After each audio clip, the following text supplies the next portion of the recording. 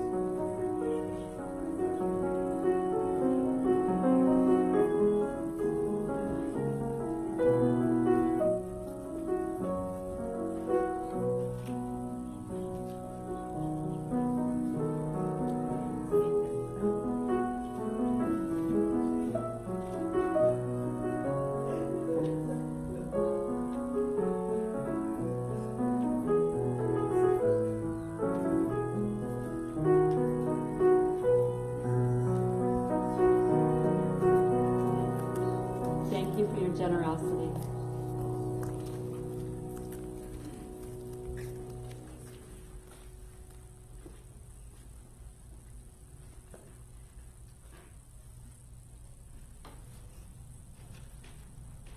This is the time in our service that we bring to the front our joys and our concerns. If you bring your joys, you can share them with us and we can all rejoice with you. If you have a concern, the idea is that your sharing it with the group helps to ease your burden.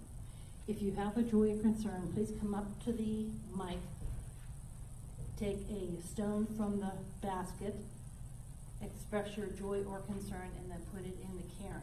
We ask that you keep it brief and that you have no announcements or political statements. Thank you.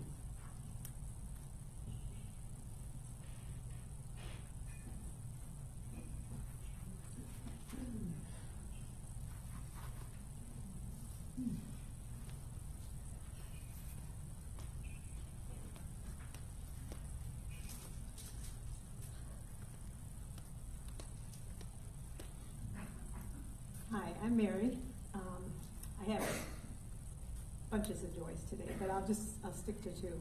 The first one regarding Family Promise, and I was talking about that last week. We've had a lot of donations of things that we could use and a lot of donations of cash that we could use. So the house is getting furnished pretty well. Our ribbon cutting, again, is August 1st. If any of you are interested in attending, please let me know after the service. It's at 3 o'clock in the afternoon. So we will have to carpool, so if you are interested, let me know either today or call me at home, and we can figure out how we're going to run the carpool. Okay, that's one joy. My second joy is that Charity Owens is with me today, so I'm going to let her tell you just a little bit about herself. Hello, everyone. Hello. So I'm here today. I'm going to keep it really brief. Not sure if this is a joy or a concern. I know we were said not to say anything political, but I'm running for State House Representative here in this district.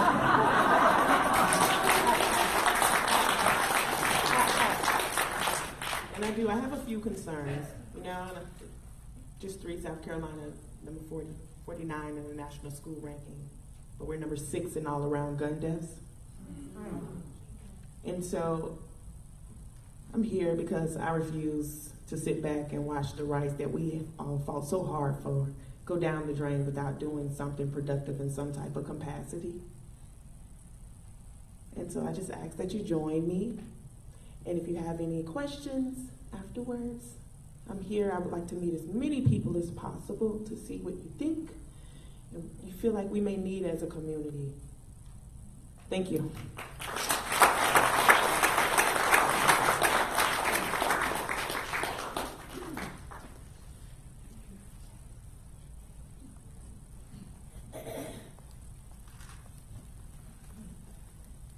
Good morning, I'm Marcella. I am always asked, when am I performing? So I just want everybody to know that tomorrow the band will be at in Sun City at Lake Somerset from 5 to 7. If you can come out, if you live in Sun City, even if you don't live in Sun City, you can come. Just tell them you're coming to the lake to listen to the music. And on Tuesday, I perform with another gentleman. His name is Ryan, and we call ourselves Keeping It Real. And we will be at the clubhouse from 5 to 8. I understand that on Tuesday they have tarot and tea. So if you don't catch the first set, you'll be able to catch the second set. So hopefully I'll see some of my UU friends there. Thank you.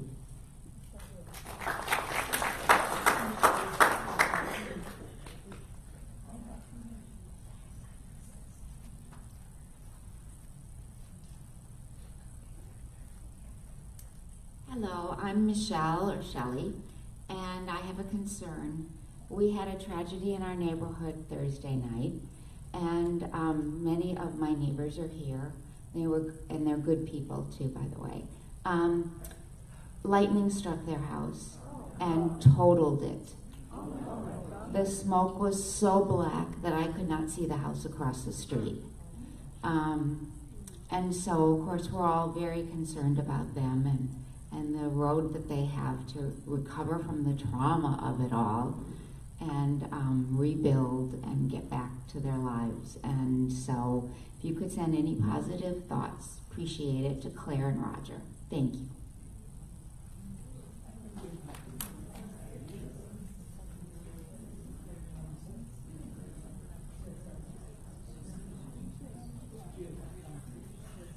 Okay, I have a concern today. My daughter's best friend came to visit me the other day, and she brought two of her lovely twin daughters, but she also has a third daughter, Anna, who is 13 and has severe autism and pediatric Tourette's. They live in Charlotte, and they're down here on vacation. And Anna has applied for Medicaid and has been on the waiting list for 10 years. In their whole health system, there was only one person that has any expertise in pediatric Tourette's. So I ask that you just give some good thoughts to Anna and to her whole family, because they live with it every day. Thank you.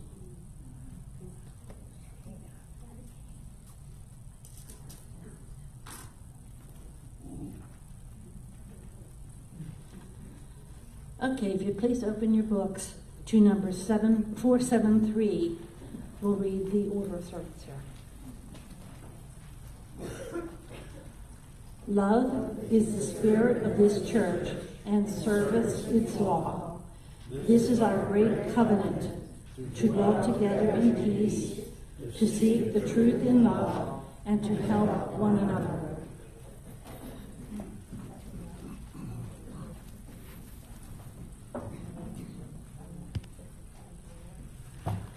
So first of all, let me explain a little bit about what's going on up here. Some of you know that our dear friend Neil Jones' mother passed away, and he is attending the services at this time. He was scheduled to speak today. I did tell Neil, as he and I were interacting during the week, that if there was any kind of conflict, that I would be happy to pick it up and cover for him, and so that's what's happening right now.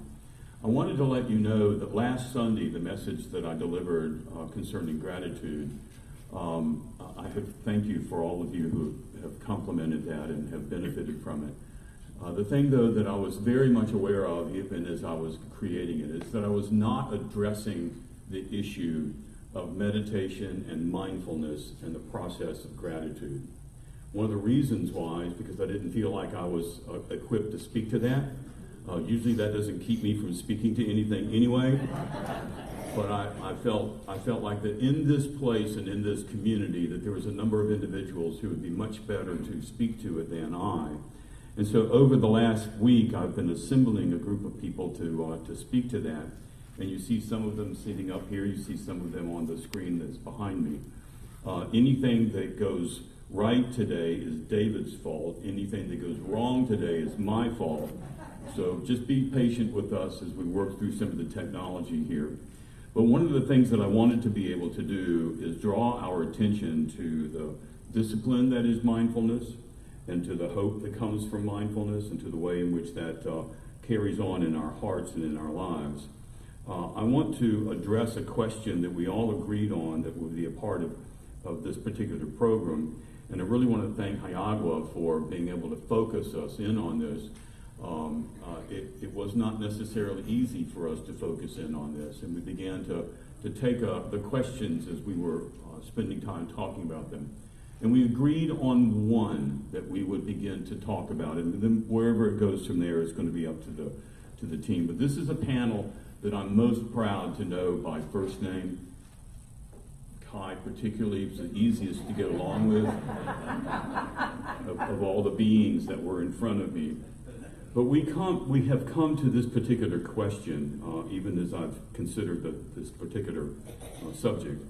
The question is this, that I will be putting to this part of the panel up here, and then to those that are on our. In what ways has gratitude connected you to your meditation practice? And so we're going to start there and see where it goes. And my desire is that the insights that are up here on the stage and on the screen become your insights too, is that somehow we're able to bring ourselves to a point where gratitude begins to take a firm rooting in our hearts and in our lives. especially as we enter this particular season of our lives and the times that are around us. We really need to have hard and fast ways to get to thankfulness in our hearts and in our lives. And so I warned Hayagwa that I was going to ask her first, then David, and then Clay to speak to this. And so let me give you this, Hayagwa. Yeah. And if Kai has anything, please feel free to, he'll let us know. All right. Hayagwa, if you would, please. And if you need the question repeated, I'll be happy to. So, a meditation, when I started, I understood that what it was something to quiet my mind, and so I would concentrate on my breath or a candle flame or a flower and just try to screen out all the worry and noise. And the very act of getting just an iota of quiet, I would feel so grateful for. And that's how it began for me. And then I started to notice over time that when I would achieve that silence, even a few seconds of it, it wasn't just nothingness there. There was something that I was experiencing, and I don't really know how to word it. I know, I'm going to say for me it was an experience of feeling like there was something greater or divinity. And tied in with that was gratitude. This is a hard thing to explain or describe really, but it was almost like they were the same thing. This feeling that grace was descending into the silence. So the silence wasn't, as I said, it wasn't just emptiness. You create the emptiness and wait, and if in those rare moments, if you're lucky, then this thing descends. And gratitude for me became not something that I did, but just something that is. It's like I was switching the channel, and there it was, gratitude. And it became for me like, I was so grateful for gratitude. So, I'll pass it along. Yeah, David? Yes, so my experience is the same thing, only different.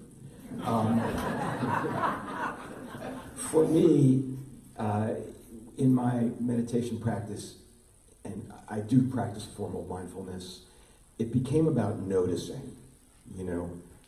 One of the parts of the practice is you notice the thoughts that fly through your head and that wrap you up without attaching yourself to them, which is a wrestling match for me. I often lose. But when I'm lucky and I notice, little things start to become clear to me, like I meditate in my home office where I have this incredibly nice couch with my legs crossed sitting on the couch, and I started to notice how comfortable that was. Little thing, right? So comfortable. And then I thought, after the meditation, I thought, gee, what if I didn't have that couch? And I just felt so grateful for that couch, And that kind of opened a lot of things for me. It's noticing the small things. And now, to switch gears a little bit, I work in the recovery world a lot. I work with addicts. And so this will sound a little bit like the Monty Python routine. This is my theory. But with addicts, one of the things that happens that these hardwired neural pathways develop, which focus them on everything to do with getting the substance, using the substance, and finding it when they're out of it. It's very hard. These neural pathways fire, and they help to control the outlook, behavior, attitude of addicts, alcoholics as well. And one of the things that I've discovered, I didn't discover it, the originators of AA discovered it, but it really helps, is to help addicts start to focus on what they're actually grateful for. Gratitude builds new neural pathways in the mind, in the brain, literally in the brain. And so when you can help addicts start thinking about what they're grateful for, they sort of become that person with a machete facing the jungle. They can hack a new path for themselves, and it just opens things up. And without that, it's much harder to get traction. So for me, gratitude is really that ability to notice and work towards the things that, are expansive, good in life, valuable, precious, and that I call gratitude. Thanks. We each have a very different origin story, if you will. And I've been meditating for about 20, 25 years. And gratitude is not a default setting for me. I'm an INTJ, and so I think constantly. I have trouble getting out of my head. But the origin story is I was running a leadership conference at Case Western, and it was a big deal. It's called Leadership. We had paid a lot of money to bring it in. It was 7 days for undergraduate students. And I had another facilitator that worked with leadership. And about the middle of that week, I just fell apart, literally fell apart in front of everybody. And it was one of those kind of horrific oh my God, how embarrassing is this?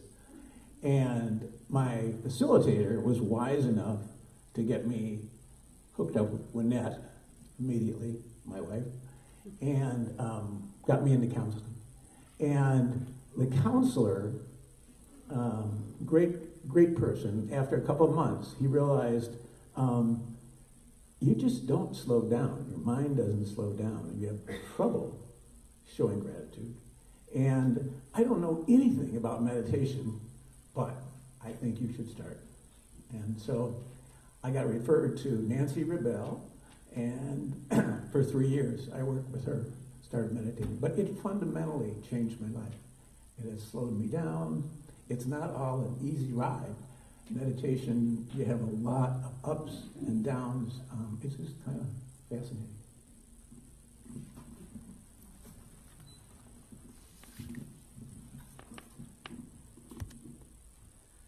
So there will be a lot of comments that may be coming up as we move through here. And the other thing I wanted to remind you, I should have done this earlier, is that this group is going to be open for the talkback. For those of you that don't know what our talkback is, we'll come back here a little bit before noon, a little bit before 11:30 to begin the process of just asking questions and probing our thoughts and learning a little bit more. Those of you who are guests and visitors, if you've never been to one of our talkbacks, I like to say this is who we are, and you get a chance to see who we really are in that way that we communicate with each other. So please stay for that. But there'll be an opportunity for you later on. Over, Mike. We're on. I'm going to ask, I think since Betsy is already speaking, Betsy, do you hear? You've heard the question. Would you like to respond to it, or shall I reread it? Since Betsy is already speaking, Betsy, Yes. would you like to respond to it, or shall I reread it? No, I can respond to it. We're just a little bit confused with our technology here, but yes. Okay. It's off. It's off. Now, David, am I in the right place here? Okay. Okay. Well, we meditate, both Mike and I, and we meditate with Clay once a week, actually. But I try and stay in the moment with mindfulness as much as possible. And we recently lost our cat, which was just a huge sadness for us. But the day before the loss of the cat, and we had no idea that we would lose her, I was lying down and I was working on my phone. I was doing business stuff. And the cat, her name was Ella, she just suddenly jumped up on my chest and she lay there and her head was about here. And I thought, oh my goodness, this is special. So I put my phone down and I just focused my mind on the moment with this beautiful creature. And I just kept focusing on her and the beauty around me. And as Kayagwa said, descended upon me a quietness and a gratitude for this beautiful creature and for the moment. And that's just an example of mindfulness for me. That's it. I don't have more. I thought she had more. Anyway, my story started when I was 18 years old, and a fellow gymnast from the team at university encouraged me to look into transcendental meditation, TM. Some of you probably heard of it. It was a very popular catchword for meditation way back. That's when I started meditating, and I had some, just brief moments of just pure being, I guess, each time I sat down to meditate.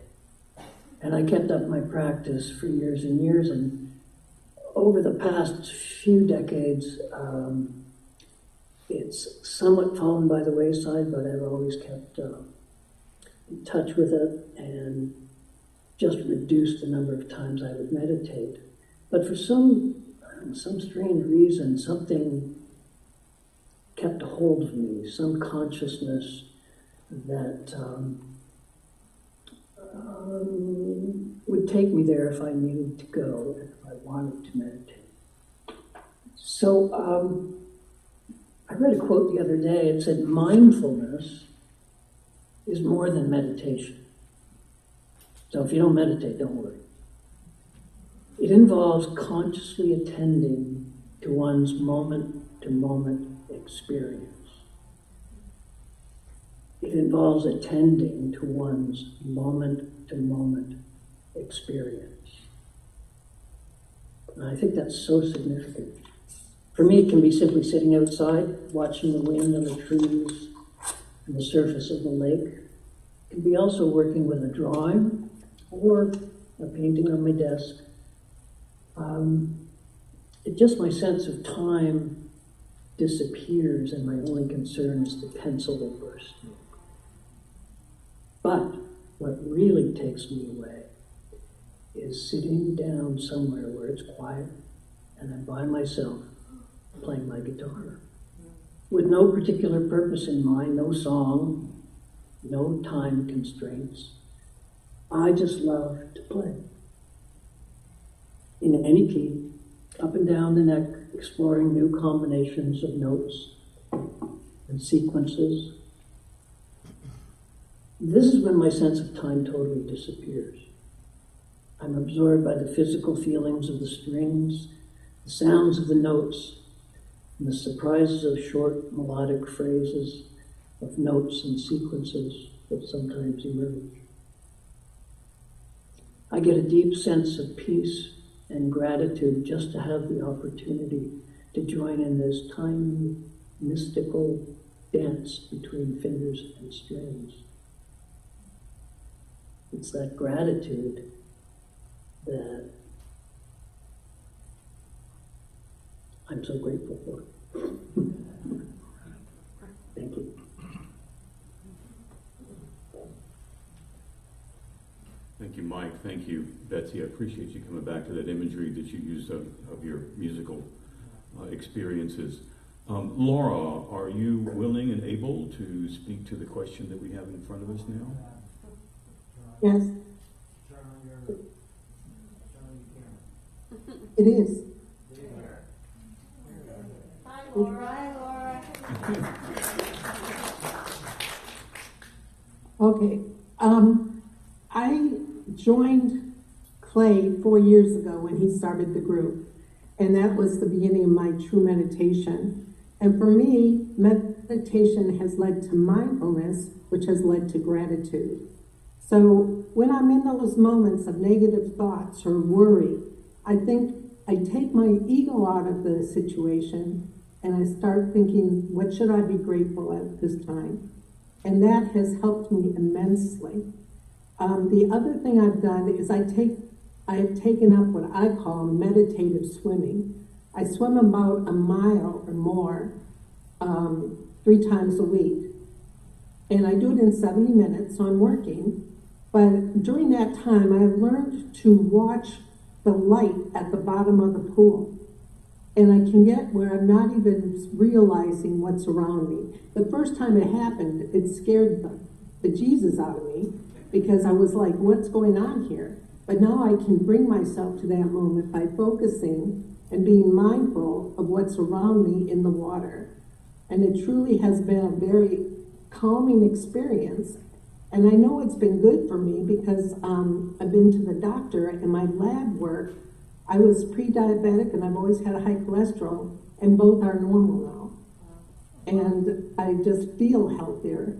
So the whole mindfulness journey is still a work in progress, but yet it's also had so much benefit for me that I know I'll continue on. And I'm hoping other people find the same joy that I do out of meditation. That's it.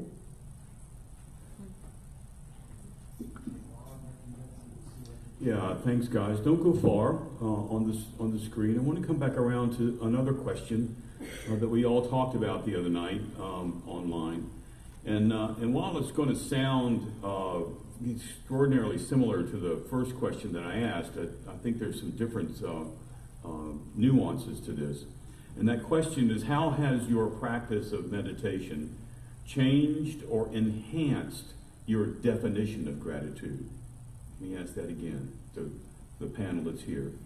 How has your practice of meditation changed or enhanced your definition of gratitude? And I'm going to go to the same order and hand the microphone to Iago here first.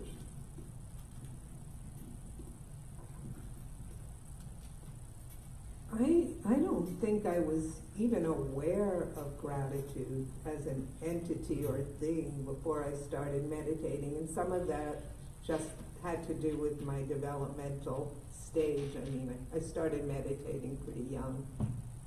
But through meditation, as people have been saying, I think it, for me, increased my awareness of what was around me and pulled me out of the rumination, obsessing cycle enough so that I could look at a flower and not just think, oh, flower, but really see it and appreciate the beauty of it, because the practice of meditation was training me to screen other things out and focus a bit better on what I was experiencing and sensing. So it was very helpful in that regard. And then, as I said earlier, it was through meditation that I started to have the experience of feeling the descent of grace and gratitude. I mean, to me, they're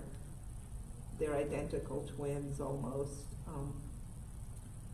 That clearing away of all the clutter in the mind and noticing that there was something else there, something beautiful, something that felt timeless.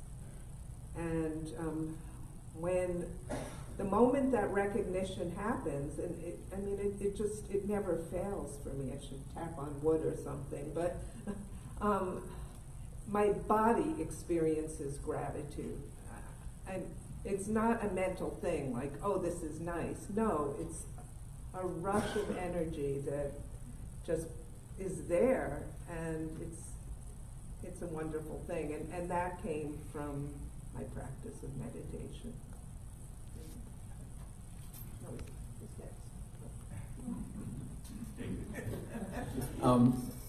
Yeah, I grew up in a family that was very performance-based. Not in the sense of, you must get good, but in the sense of you have to be fast, you have to be funny, you have to be quick, you have to be on stage at all times. When my family got together, my cousins would perform scenes out of Fiddler on the Roof. My brother and my older cousin would vie for who could have the funniest line at the dinner. It was like that. And when you're in a family like that and you grow up like that, your sense of yourself is not internal at all. You're on stage. And if you're not a performer, you don't exist. There's no space for you. So one of the things that meditation helped me to do was realize that it was really okay to be inside myself. I could be present as a person and absorb what's going on around me slowly without having to come up with a line, you know. And that allowed a kind of appreciation and gratitude I don't think I ever experienced before. Like to feel the full panorama of emotions, good, bad, and indifferent. You know, amazing, right? Who knew? Who knew? Who knew you could learn from sadness? Who knew you didn't have to fill sadness with a joke? Who knew that pain was really like okay, you know, even though pain is pain? So for me, the practice of mindfulness, of meditation, kind of put me back on this planet with an open heart, an open awareness. Like I said earlier, it's about noticing, and those things that you notice help, and those things that I noticed help me to kind of grow and blossom and just be able to appreciate what was there, which for many, many years of my life I never really allowed myself to do. Thanks.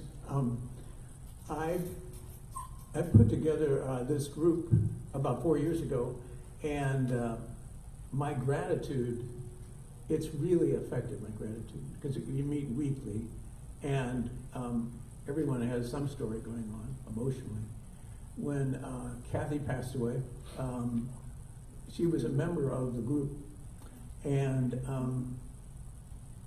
the group really had the opportunity to feel the despair and the depth of how much it hurt when she passed.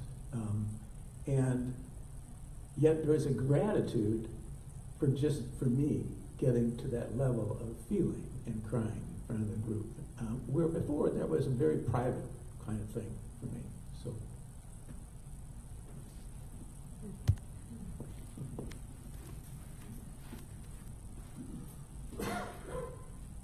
So, Mike and Betsy and Laura, let me read the question to you again and give it some thought and consideration as we begin to wind our conversation down. The question is, how has your practice of meditation changed or enhanced your definition of gratitude? And Mike and Betsy, if you would go first, please. Okay. It is on. Okay. Okay. I try and make gratitude just part of who I am, and every day all around me. And my way of doing that is to slow down and be aware of everything around me. And that often, not always, often brings gratitude to me. Last week I was with my rug hooking group, and this is a group of 5 women, and we meet at someone's house, and they have 2 cats, and it's a real Nova Scotia, these are Nova Scotia women, it's just a whole different culture, and I love it. And anyway, so we're sitting there and we're doing our work and people are talking, and I just kind of stepped myself back emotionally and became aware of everything around me. And what descended on me was gratitude for these women, these wonderful women, and I felt a love for them. Love for these women, and I was so grateful. But I needed to slow down. I needed to keep my awareness right there for that to happen with me. So it was very similar to the time with my cat, which I am grateful for. Well, that's it.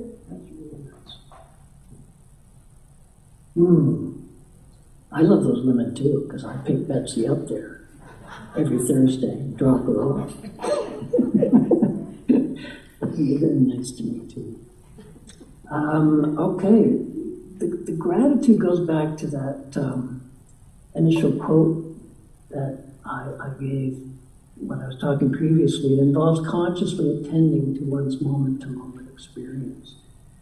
And it's funny, but even in the midst of some busy day, gratitude can kick in.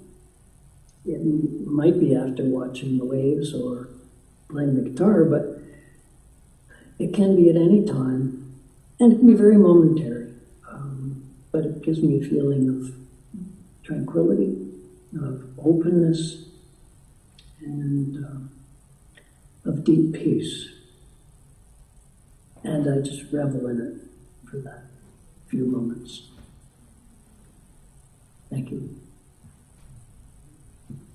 Thanks, guys. And Laura, if you could please speak to that as well. Okay.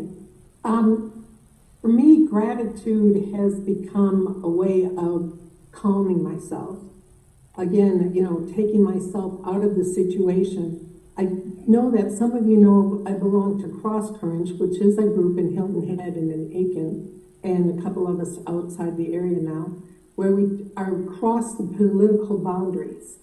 And I used to get so upset over our conversations. We come together to talk about a topic and then see where we come together. And I used to be so upset by the end of it. But now I have gratitude for the group because we are bringing people together, and we're not, that I agree with everybody's views, not at all, but I have gratitude that we can at least talk about it and be civil to each other.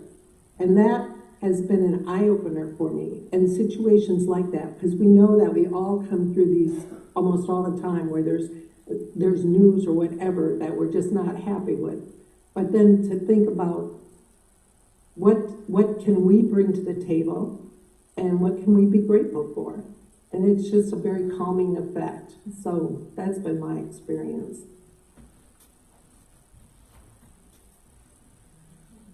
Thank you, Laura. As this panel and I were talking several nights ago, Clay shared a piece of prose, I guess, I'm not sure. It's Buddhist? Buddhist poem. And I've asked Clay to close our time with that. It's called Bow. So I have a daily practice, and before I sit on the cushion, I say this prayer and bow after each stanza. 4 bows. I bow in gratitude to the grace of heaven and earth, honoring the infinite benevolence of nature and the universe. I bow in gratitude to the grace of parents, honoring the infinite benevolence from parents, ancestors, and all of those who've had a nurturing role in my life. I bow in gratitude to the grace of fellow beings, recognizing the truth of interconnectedness. I bow in gratitude to the grace of laws which guide us, protect us, promote justice.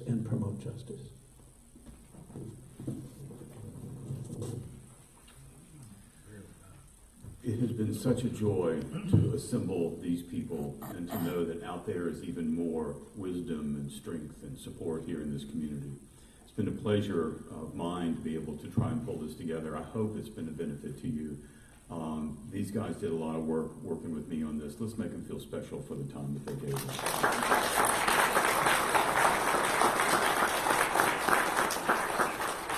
A moment, please.